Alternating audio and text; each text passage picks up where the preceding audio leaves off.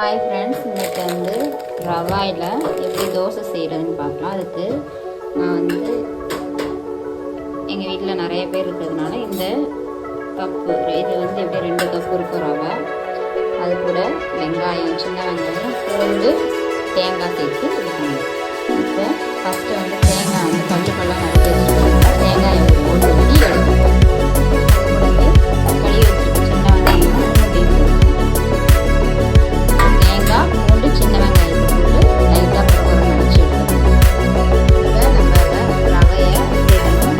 எல்லாத்தையும் ஒரே வாட்டி அடிச்சு எடுக்கணும். அதனால் 2 வாட்டி அடிச்சு எடுக்கணும். இந்த தண்ணி எந்த அளவுக்கு நம்ம ரவை எடுக்கிறோமோ அந்த அளவுக்கு தண்ணி ஊற்றி நல்லா அடிச்சு எடுக்கணும். இது மாதிரி அடிச்சு தோசை பாத்திரத்துக்கு நம்ம அடிச்சு எடுத்தாச்சு. இன்னும் கொஞ்சம் ரவை இருக்குது, அதையும் ஊற்றி அடிச்சிடணும். அதில் தண்ணி ஊற்றி வச்சுருக்கேன், அளந்து ஊற்றணும்.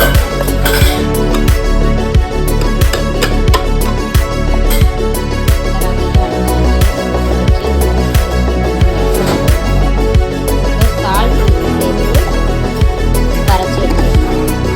தோசை ஊற்றுறதுக்கு 10 நிமிஷத்துக்கு முன்னாடி கரைச்சி வச்சாலே போதும். இன்னும் சாஃப்டாக வேணும் அப்படின்னா அரை மணி நேரத்துக்கு முன்னாடி கரைச்சி வைக்கணும். இப்போ தோசை பதத்துக்கு மாவு இதை 10 நிமிஷம் வேக வச்சுருக்கோம். இது கூட கேரட்டை சின்ன சின்னதாக பூ மாதிரி செஞ்சு அது ஹெல்த்தி. இந்த மாவு கூட நம்ம செரிமானத்துக்காக கொஞ்சம் ஜீரகம், கேரட்டை துருவி வச்சுருக்கோம்.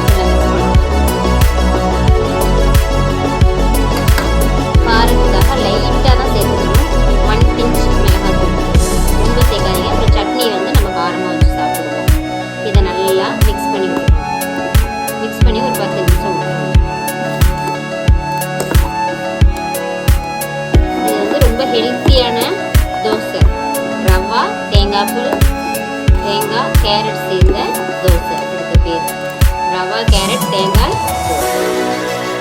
10 நிமிஷம் அப்படியே விட்டுருவோம்.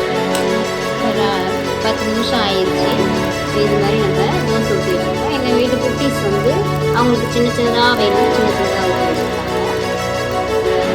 தோசை ஊற்றி ஹாஃப் வெந்துருச்சு.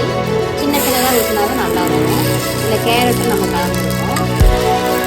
இப்படி திருப்பி போட்டோம். இது ரொம்ப உடம்புக்கு நல்லது, ஹெல்த்தியான